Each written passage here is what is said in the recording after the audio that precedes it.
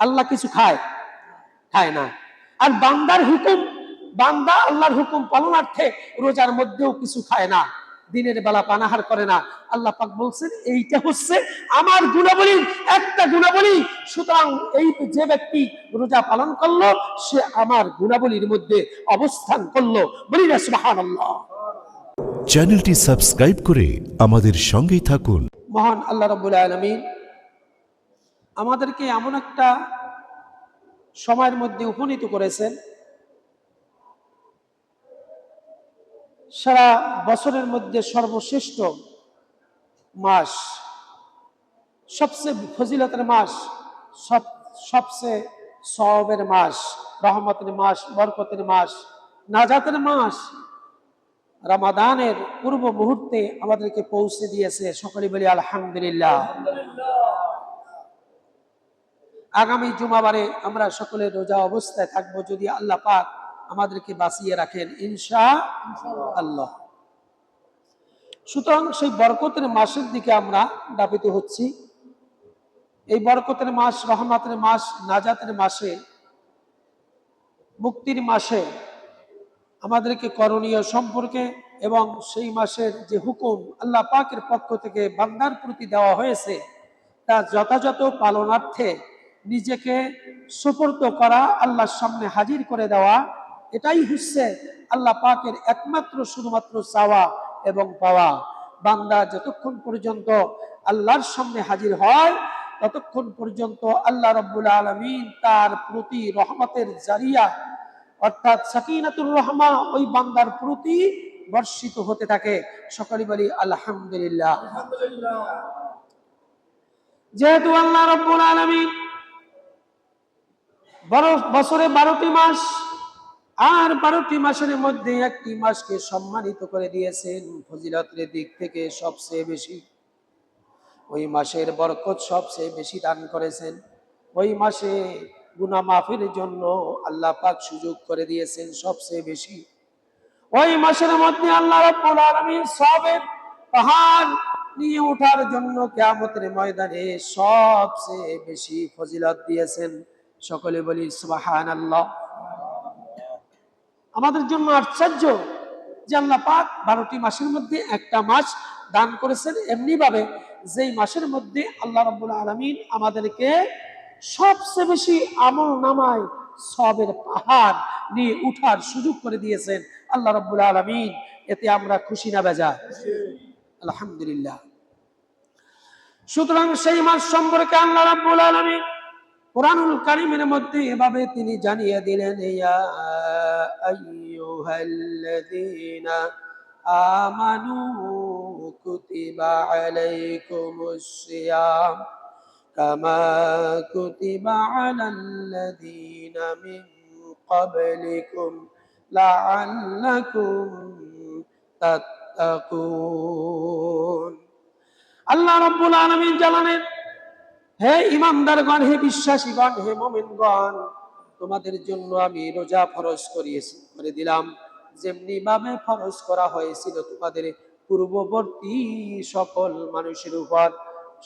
সকলে বলি আলহামদুলিল্লাহ। আল্লাহ রাব্বুল আলামিন জানালেন এই জন্য যে শুধুমাত্র তোমাদের উপর এই বোঝা চাপিয়ে দেওয়া হয়নি, বরং পূর্ববর্তী যত নবী এবং রাসূলের উম্মত ছিল প্রত্যেক নবী এবং রাসূলের উম্মতের উপর রোজাকে আমার পক্ষ থেকে ফরজ করে দেওয়া হয়েছিল। শুধুমাত্র আখিরি পয়গম্বরের উম্মতের জন্য এটা আলাদা কোনো বোঝা দেওয়া হয় নাই। তোমাদের মতো আগের পূর্বেকার সমস্ত মানুষের উপর রোজা ফরজ ছিল। বলুন না সুবহানাল্লাহ। এরপরে আল্লাহ রাব্বুল আলামিন তিনি বললেন এটার উদ্দেশ্য হচ্ছে একটা, যাতে করে লাআল্লাকুম তাত্তাকুন, যাতে করে মুত্তাকিন পরহেজগারিতা অবলম্বন করতে পারো। এই জন্য তোমাদের উপর রোজাকে আমি ফরজ করে দিয়েছি। রোজা তোমরা পালন করতে পারলে তোমরা মুত্তাকিন হবে, পরহেজগার হয়ে যাবে। আল্লাহর হুকুম লাআল্লাকুম তাত্তাকুন, যাতে করে তোমরা পরহেজগারিতা অবলম্বন করতে পারো। এই জন্য তোমাদের উপর আমি রোজা ফরজ করে দিয়েছি। বলি না সুবহানাল্লাহ। রোজা রাখবেন তো পরেজগার হবেন, রোজা রাখবেন তো মুত্তাকিন হবেন, রোজা রাখবেন তো আপনি কাদার মধ্যে যেমনি ভাবে বাইং মাছ থাকে, কাদার থেকে বাইং মাছ তোলার পরে বাইং মাছের গায়ে যেমন কাদা দেখা যায় না, রোজা রাখলে পরে ওই মুমিনের গায়ে কোনো গুনাহ দেখা যাবে না। বলুন না সুবহানাল্লাহ। দুনিয়ার অসংখ্য পাপের মধ্যে মানুষ নিমজ্জিত আছে, কিন্তু কোন বান্দা যদি রোজার মধ্যে শামিল হয়ে যায়, আল্লাহ রাব্বুল আলামিন বললেন লাআল্লাকুম তাত্তাকুন, আমি ওই বান্দাদেরকে পরহেজগারিতা অবলম্বন করার জন্য এই রোজা দিয়েছি। তারা পরহেজ হয়ে যাবে, মুত্তাকিন হয়ে যাবে, তারা এমন ভাবে বান্দা হিসেবে গ্রহণ করতে সক্ষম হবে যাতে করে দুনিয়ার কোনো কাদা, দুনিয়ার কোনো গুনাহ তাকে স্পর্শ করতে পারবে না, যদি নাকি রোজার মতো রোজা রাখে। আওয়াজ দিয়ে বলি আলহামদুলিল্লাহ। রোজার মতো রোজা রাখতে পারলে ওই ব্যক্তির শরীরের মধ্যে কোনো গুনার আসর তার লাগতে দিবে না, এই রোজাই ঢাল স্বরূপ তাকে ফিরিয়ে রাখবে। বলে দিয়েছেন কে? আল্লাহ রাব্বুল আলামিন। এই জন্য বললেন আস-সাওমু লি ওয়া আনা আজজি বিহি, রোজা হচ্ছে আমার জন্য আর এর প্রতিদান আমি আল্লাহ রাব্বুল আলামিন ওই বান্দাকে আমি নিজ হাতে, আমার কুদরতি হাতে ওই বান্দার জন্য দান করে দিব। এখন বোঝা যায় মালিক হচ্ছেন স্রষ্টা আমার আল্লাহ, সমস্ত কুল কানায়াতের মালিক। কত বড় মালিক, কত বড় স্রষ্টা, যত বড় স্রষ্টা তার দান বেশি বড় হবে, এটাই তো স্বাভাবিক, ঠিক নেবে ঠিক। সুতরাং এই জন্য বললেন রোজা কারোর জন্য আমি রেখে যাই নাই। একবার সুবহানাল্লাহ বললে 10টি নাকি কথার বলা আছে, আলহামদুলিল্লাহ বললে পরে 10টি নাকি তার আমলনামায় দেওয়া হবে, এভাবে সবের একটা হিসাব নিকাশ করা দেওয়া আছে। কিন্তু রোজার বেলায় যেহেতু এটা আমার জন্যই, মানুষ রোজা রাখছে কি রাখছে না মানুষ তার চেহারা দেখে বোঝা যায় না। যেহেতু অন্ধকার গভীরে অথবা পুকুরে ডুব দিয়ে অন্ধকার কুঠিরের মধ্যে খানা খেলেও আর যদি মানুষের সামনে সে রোজার বান করে, বুঝার কোনো উপায় নাই, ঠিক না বেটি? পুকুরের ভিতর ডুব দিয়ে যদি পানি খায় কোনো মানুষ জানার কথা নয়, ঠিক না বেটি? কিন্তু একমাত্র শুধুমাত্র যারা রোজা রাখে এরা পুকুরের ভিতর ডুব দিয়েও দুনিয়ার কোনো কেউ দেখতে পাবে না বলে রোজা ভঙ্গন করে না। একমাত্র আল্লাহর ধরে, আল্লাহর ভয়ে তিনি পুকুরে ডুব দিয়ে পানি খেয়ে রোজা ভাঙ্গে না, শুধুমাত্র আল্লাহর জন্যই সে রোজা রাখে, ঠিক না বেটি? আবার দুনিয়ার কোনো মানুষ তার ঘরের ভিতরে গিয়ে দেখবে না, দরজা লক করে দিয়ে কোনো মানুষ যদি ঘরের কুঠিরের ভিতরে গিয়ে যদি খানা খায়, কেউ ওই খানা খাওয়া দেখবে না, কিন্তু সেই ব্যক্তি খানা খায় না একমাত্র শুধুমাত্র আল্লাহর ভয়ে, আল্লাহকে রাজি খুশি করার জন্য, আল্লাহর হুকুম পালনার্থে ওই ব্যক্তি রোজা রাখে। এই জন্য আল্লাহ পাক বলছেন আস-সাওমু লি ওয়া আনা আজজি বিহি, রোজা আমার জন্য আর প্রতিদান আমি আল্লাহ ওই বান্দার জন্য আমার কুদরতি হাতে দান করে দিব। বলি না সুবহানাল্লাহ। সুতরাং আল্লাহ রাব্বুল আলামিন এই জন্য রোজা আসছে, রোজার আহকাম হুকুম যা আছে আল্লাহর হুকুম অনুযায়ী, রাসূলের তরিকা অনুযায়ী রোজাকে আমরা সেইভাবে পালন করব।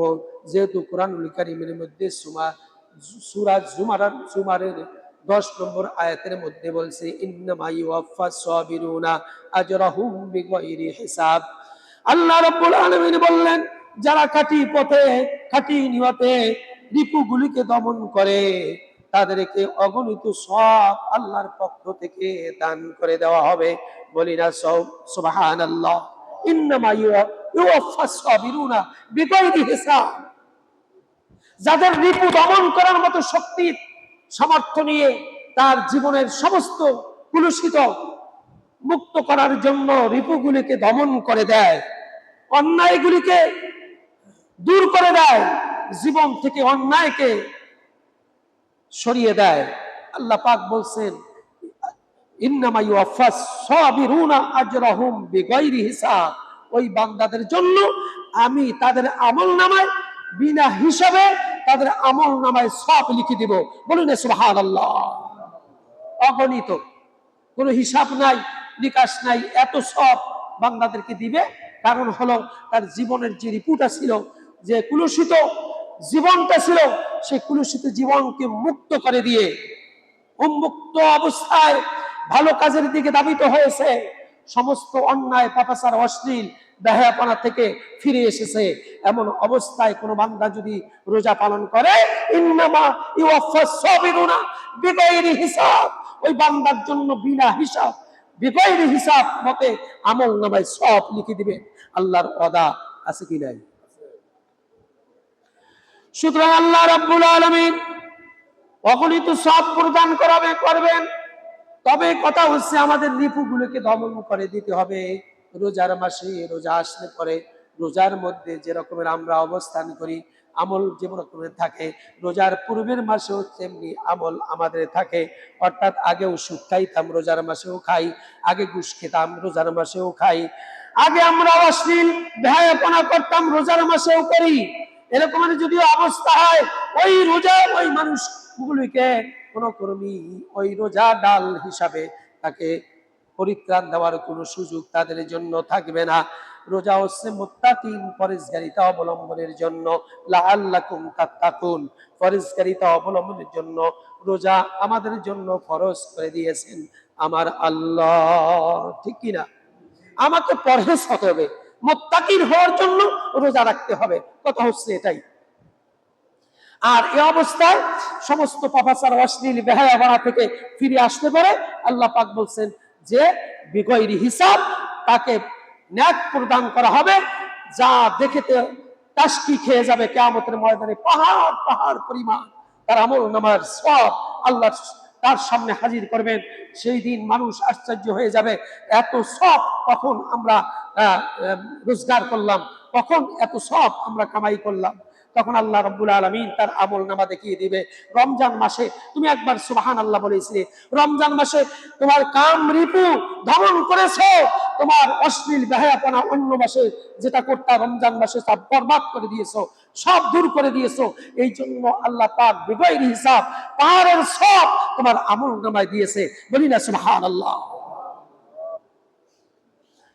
সুতরাং আল্লাহ রাব্বুল আলামিন এই জন্য বলছেন الصوم لي أي الصوم فقهي بصفاتي, রোজা হচ্ছে আমার জন্য, ইহা আমার গুণাবলীর একটি অনুরূপ। আল্লাহ পাক এভাবেই বললেন আমার গুণাবলীর মধ্যে রোজা হচ্ছে একটা গুণাবলী। অর্থাৎ আল্লাহ কোনো পানাহার করেন না, আর রোজার মধ্যে মানুষও কোনো পানাহার করে না। এই জন্য আল্লাহ পাক বলছেন রোজাটা হচ্ছে আমার গুণাবলীর একটা গুণাবলী। বলি না সুবহানাল্লাহ। আল্লাহ কিছু খায়? খায় না। আর বান্দার হুকুম, বান্দা আল্লাহর হুকুম পালনার্থে রোজার মধ্যেও কিছু খায় না, দিনের বেলা পানাহার করে না। আল্লাহ পাক বলছেন এইটা হচ্ছে আমার গুণাবলীর একটা গুণাবলী। সুতরাং এই যে ব্যক্তি রোজা পালন করলো সে আমার গুণাবলীর মধ্যে অবস্থান করলো। বলি না সুবহানাল্লাহ। যেহেতু আল্লাহ রাব্বুল আলামিন হযরতে আবু হুরায়রা রাদিয়াল্লাহু তাআলা থেকে বর্ণিত, হুজুর পাক সাল্লাল্লাহু আলাইহি ওয়াসাল্লাম বলেছেন আমার উম্মতকে 6টি বিশেষ ফজিলত বৈশিষ্ট্য দান করা হয়েছে। রোজাদারের জন্য 6টি বৈশিষ্ট্য আল্লাহর রাসূল সাল্লাল্লাহু আলাইহি ওয়াসাল্লামের হাদিস অনুযায়ী বলা হয়েছে রোজাদারদের জন্য 6টা বৈশিষ্ট্য আমি আল্লাহর পক্ষ থেকে দান করা হয়েছে। 1 নম্বরে হচ্ছে রোজাদারের জন্য ইফতার পর্যন্ত সমুদ্রের মাছ, সমুদ্রের মধ্যে যত প্রাণী আছে সমস্ত প্রাণীগুলি রোজাদারদের জন্য দোয়া করতে থাকে, মাগফিরাত কামনা করতে থাকে। যারা রোজা রাখবে এটা একটা বৈশিষ্ট্য, অর্থাৎ ফজিলত দান করেছেন আমার আল্লাহ কাদের জন্য? রোজাদারদের জন্য। সুতরাং রোজা যারা রাখবেন তাদের জন্য সমুদ্রের দুনিয়ার কীট পতঙ্গ থেকে শুরু করে সমুদ্রের অতল তলদেশে যে গভীরে মাছ কোন প্রাণী বসবাস করে ওই প্রাণী পর্যন্ত দুনিয়ার এই ডাঙ্গায় যে মানুষগুলি রোজা রেখেছে তাদের জন্য দোয়া করতে থাকবেন। আমার রাসূল বলে দিয়েছেন, বলি না সুবহানাল্লাহ। দুই নম্বরে আমার রাসূল সাল্লাল্লাহু আলাইহি ওয়াসাল্লাম বললেন, আল্লাহ পাক প্রতিদিন বেহেশতকে সুসজ্জিত করতে থাকেন এবং বলেন, আমার নেক বান্দাগণ অতি শীঘ্রই আমার দিকে দাপিত হবে। সুতরাং এই জন্যই জান্নাতের মধ্যে সুরভিত জান্নাতের নাজ নিয়ামত আরো বাড়িয়ে দেওয়া হয় রোজাদারদের জন্য। বলেন না সুবহানাল্লাহ। সাজানো হয় জান্নাতকে, মোটামুটি আল্লাহর রাসূলের কথা অনুযায়ী সাজানো হয় এমন ভাবে, এবং বলা হয় জান্নাতকে অতি শীঘ্রই তোমাদের মধ্যে রোজাদাররা আসতেছে, এই জন্য তাদের সম্মানে তোমাদেরকে আমরা সাজিয়ে দিয়েছি। বলুন সুবহানাল্লাহ। সুতরাং তাই নয়, আল্লাহ রাসূল সাল্লাল্লাহু আলাইহি ওয়াসাল্লাম বললেন, যে সমস্ত পাপ অন্য মাসে করতে সক্ষম হয় তাহা রমজান মাসে হয় না। কেননা পাপিষ্ঠ শয়তানকে শৃঙ্খলাবদ্ধ করে রাখা হয়, শিকল পরিয়ে বেঁধে রাখা হয়। এই পাপিষ্ঠ শয়তানকে শয়তান অন্য মাসে যেভাবে ধোঁকা দিতে সক্ষম হয়, রমজান মাসে বান্দাদেরকে এভাবে ধোঁকা দেওয়ার সুযোগ থাকে না। তার কারণ হলো রমজান মাস আসলে পরে শয়তানকে আল্লাহ পাকের পক্ষ থেকে জিনজির পরিয়ে বেঁধে রাখা হয়। ঠিক না বেঠিক? রমজান মাস আসছে তো রোজা বন্দী হয়ে গেছে, এই শয়তান বন্দী হয়ে গেছে, শয়তানের কোনো কার্যক্রম থাকবে না, সন্তানকে শিকল পরিয়ে বেঁধে রাখা হবে, মানুষকে ধোঁকা দিতে পারবে না। সুতরাং রমজান আসতে পরে এটা মানুষের জন্য বৈশিষ্ট্যের ক্ষেত্রে আল্লাহ রাব্বুল আলামিন একটা বিশেষ উপহার দান করে দিয়েছেন। অন্য মাসে গুনাহ করার জন্য শয়তান যেভাবে আদৌ মুবিন প্রকাশ্যে মানুষের পিছনে এভাবে গুনাহ করার জন্য লেগে থাকে, রমজান মাসে সেই সুযোগটা আর ওই শয়তান পায় না। সুযোগটা গ্রহণ করতে না পারার কারণে অন্য মাসের চাইতে রমজান মাসে বেশি নেক আমল করার সুযোগ বান্দারা গ্রহণ করে থাকে। ঠিক না বেটি? দেখবেন, বলে সেটা কিভাবে আমরা অনায়াসেই বুঝতে পারি। অন্য মাসে টুপি পরে না মানুষ, লম্বা কুর্তা পরে না মানুষ, মসজিদে এত বেশি যায় না মানুষ, যা নাকি রমজান মাসে হয়ে থাকে। ঠিক না বেঠি? তার কারণ কি? অন্য মাসে টুপি পরলে শয়তান ধোঁকা দেয়, টুপি পরিস না, কারণ টুপি এটা রাসূলের সুন্নাত, তো এটা মাথায় পড়লে পরে মানুষে কি না কি কইব, এই জন্য টুপি পড়তে দেয় না। আদৌ মুবিন প্রকাশ্য শত্রু হিসাবে এই শয়তান মানুষকে ধোঁকা দিয়ে টুপি পরা থেকে বিরত রাখে। নামাজ পড়তে আসলে পরে অন্য মাসে দেখবেন নামাজ পড়ার জন্য এক একটা ধোঁকা দিয়ে আপনাদেরকে আড্ডার মধ্যে রেখে দেয়, কিন্তু রমজান মাস আসলে পরে আপনার মন শয়তান ধোঁকা না দেওয়ার কারণে মন টানে কখন মসজিদে যাবেন। এই জন্য রমজান মাসে মসজিদের মধ্যে মুসল্লি কুড়িয়ে যায়, তার কারণ হলো শয়তানকে বেঁধে রাখার কারণে, ধোঁকা না দেওয়ার কারণে মানুষ সহজেই মসজিদে আসার সুযোগ গ্রহণ করতে সক্ষম হয়। এর নামই হচ্ছে রোজা। বলি না সুবহানাল্লাহ। সুতরাং আল্লাহ রাব্বুল আলামিন রমজান মাসে এভাবে শয়তানকে বেঁধে রাখা দেওয়ার কারণে রমজান মাসে বেশি নেক আমল করার সুযোগ বান্দা পেয়ে যায়।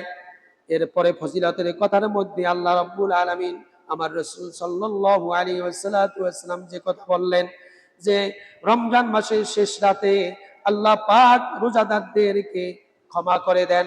রাত 12টা বেজে গেছে, হাদিস শরীফের অনুযায়ী রাত 12টা বেজে গেছে।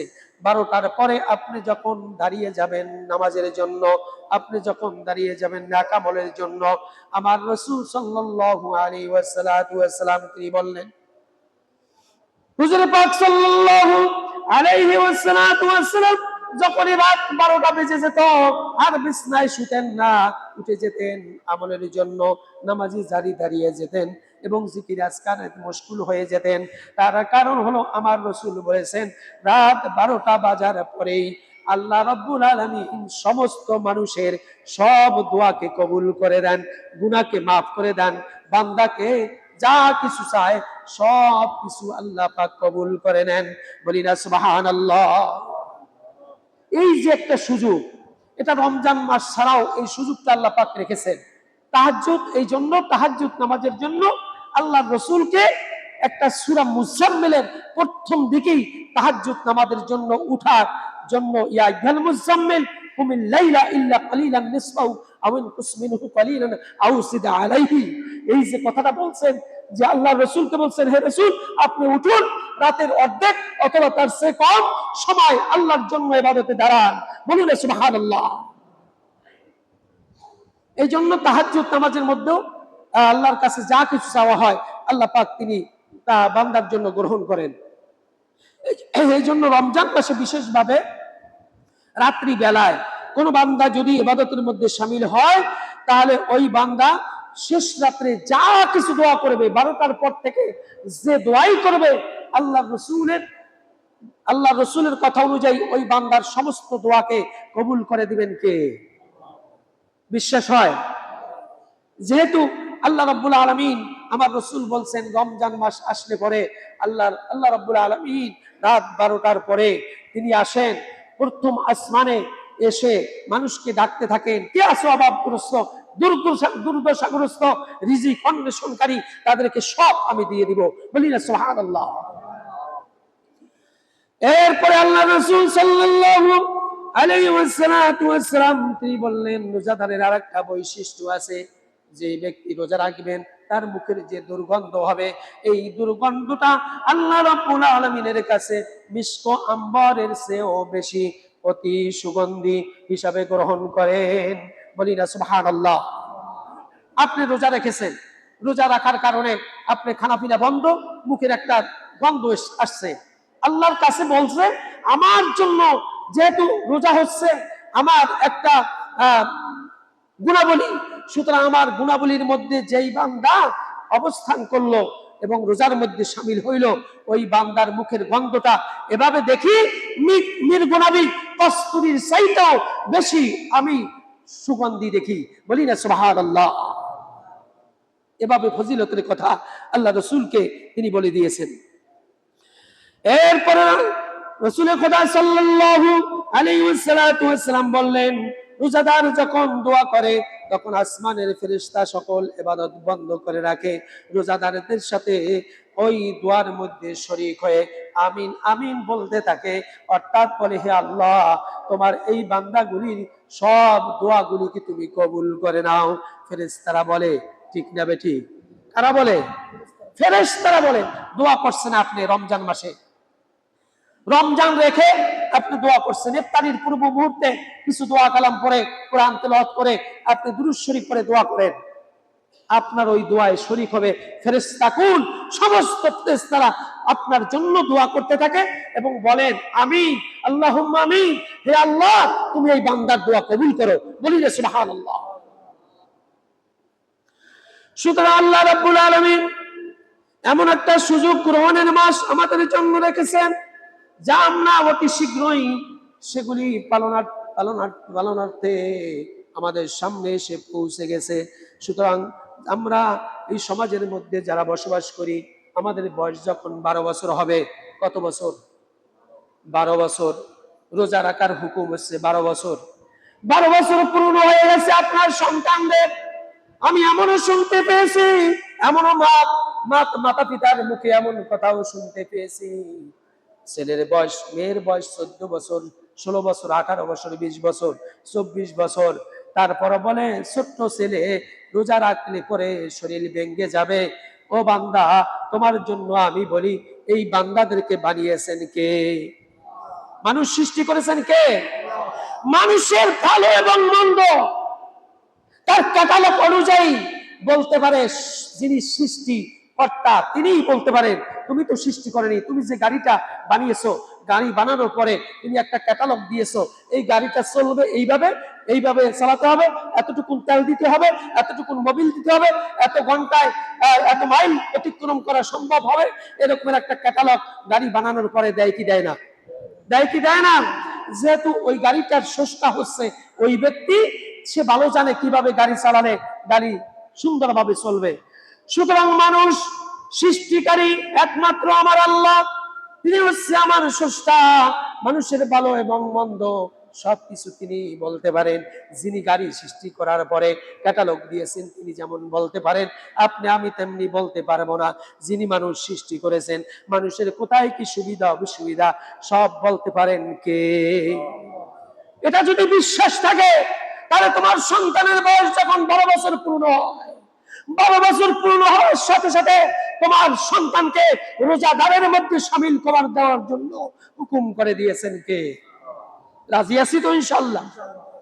এর থেকে ব্যতিক্রম করলে পরে আপনার জন্য দুশ্চিন্তার খবর আছে কিয়ামতের ময়দানে। সেটা কি বলবো? সেটা কি?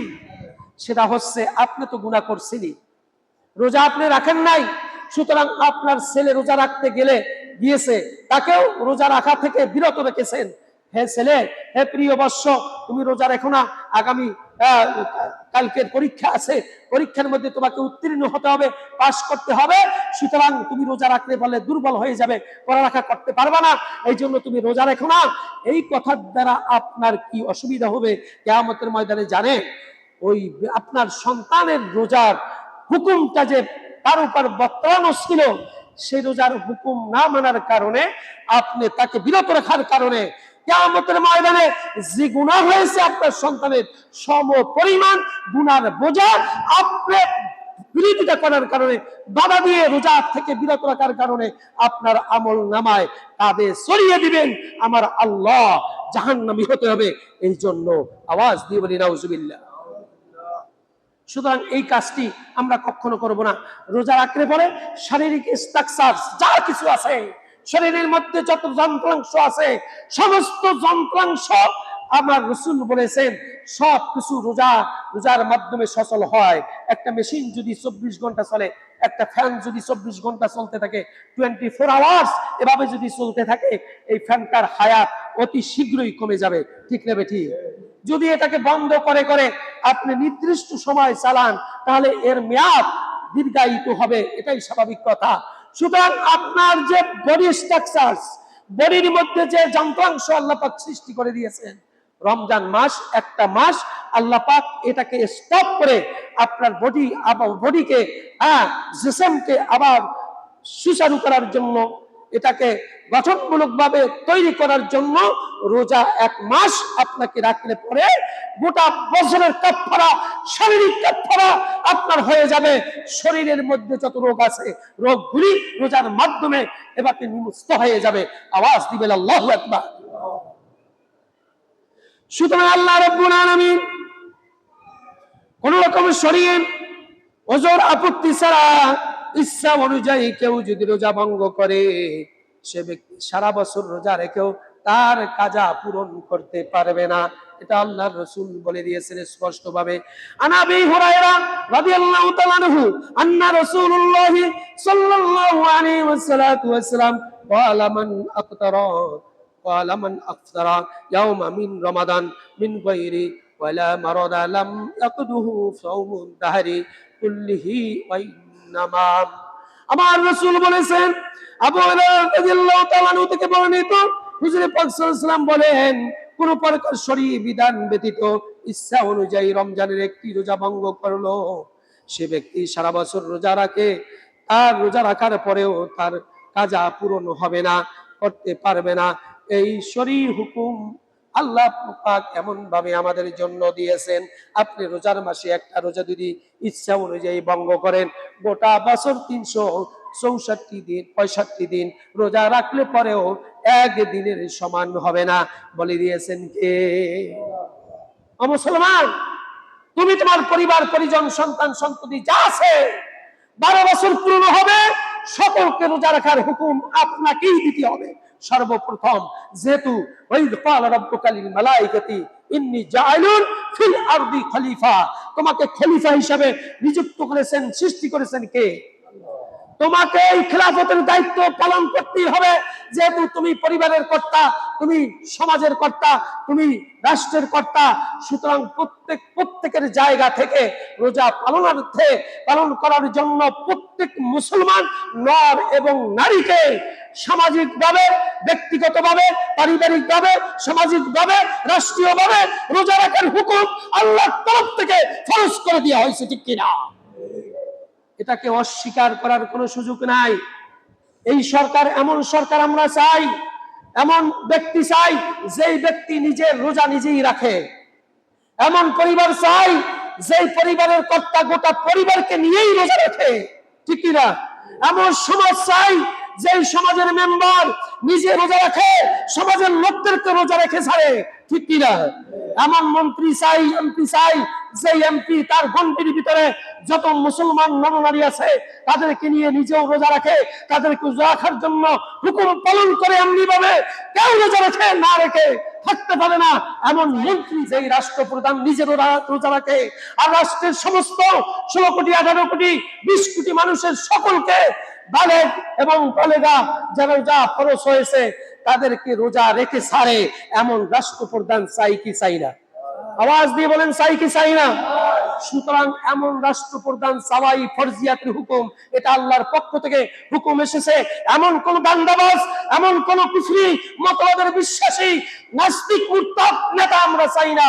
সেই নেতাদের কথাই বলে কোরআনে কোনো রাজনীতি নাই, এমন না থাকে লাথি মেরে ইসলামের পক্ষে, কোরআনের পক্ষে, রাসূলের তরিকার উপর আসতেই হবে, নচেত কিয়ামতে ধরা আছে কি নাই? আছে কি নাই? মারাত্মক ধরা আছে। আমরা তো বুঝি না, আমরা নেতার পিছনে কিছুই পাই না। ওই দিন একজন সাংবাদিক বলল, নেতারা নিজেরা আখের গোছায় আর কর্মী সমর্থক তারা চাঁদাবাজি করে। তার কারণ কি? কর্মী সমর্থকদের চলার জন্য, নিজের পাথেয় হিসাবে জীবন ধারণ করার জন্য, পারিবারিক জীবন ধারণ করার জন্য যা কিছু প্রয়োজন তার নেতারা খোঁজ খবর না নেওয়ার কারণে ওই নেতার কর্মী এবং সমর্থকরা তারা ভিক্ষাবৃত্তি তো আর করা সম্ভব নয়, যার কারণে মানুষের কাছে গিয়ে এরকমের শক্তি প্রয়োগ করে চাঁদাবাজি আর দান্দাবাজি করে, ঠিক কিনা? এই চাঁদাবাজি ধান্দাবাজি নেতার পিছনে যেই সমস্ত কর্মী সমর্থক আছে, তোমাদের জীবনের পরিবর্তন করার জন্য ওই নেতা কোনো আখের কোনো কিছুই করে না।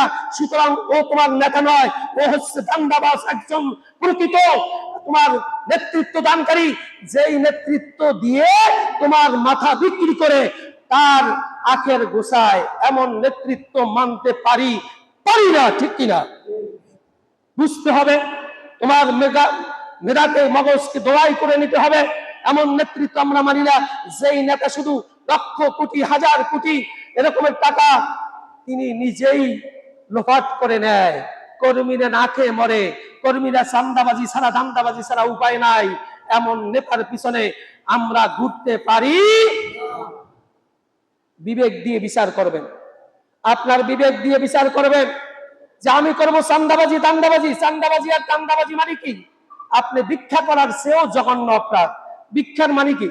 ভিক্ষা হচ্ছে একটা মানুষ অসহায়, সে হাত পাতলো, আমাকে কিছু দেন, আমি অসহায়, খানা পাই না, ইচ্ছা অনুযায়ী আপনি তাকে দান করলেন, আপনার মনের ইচ্ছা অনুযায়ী, ঠিক না বেঠিক? এটা এই রকমের ইচ্ছা অনুযায়ী তাকে সহযোগিতা করলেন। আর চাঁদাবাজি হচ্ছে আপনি বল প্রয়োগ করে অস্ত্র ঠেকিয়ে বললেন এখানে দোকানদারি করতে হলে জায়গা হচ্ছে সরকারি, জায়গা কি সরকারি, উনি গেছে চাঁদাবাজি করতে, ওনার বাপের 14 গোষ্ঠীর জায়গা, তো উনি যাই বলতেছে এই জায়গার মধ্যে বেচাকেনা করতে হইলে আমাকে 500 টাকা সন্ধ্যাবেলা দিতে হবে। তাহলে আপনি কি করলেন? উনি তো ভিক্ষা করে স্বাচ্ছন্দ্যে আনন্দে ওই টাকাটা নিয়ে আসলো, আর আপনাকে যে টাকাটা দিবে সে মনের কষ্টে দুঃখে ওই 500 টাকা দিয়ে কয় আল্লাহর গজব তোর 14 গোষ্ঠীর উপর পড়ুক, ঠিক না বেটি? বলে কি বলে না?